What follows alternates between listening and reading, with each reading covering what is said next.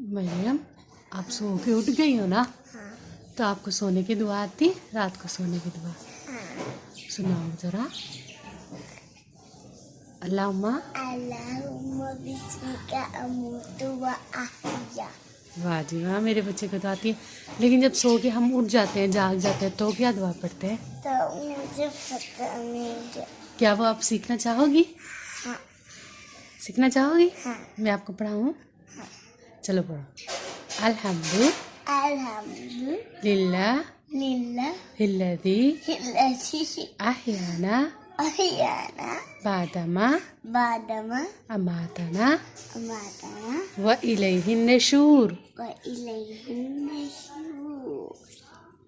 दोबारा पढ़ो, दोबारा, ताकि आपको अच्छे से याद हो जाए। हैं? हाँ, चलो पढ़ो। अल्हम्दुलिल्लाह अल्हम्दुलिल्लाह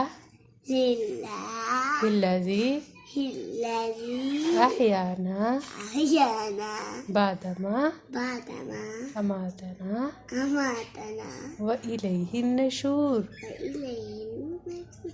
ये इतना आया बस। बिस्मिल्लाह बादमा बादमा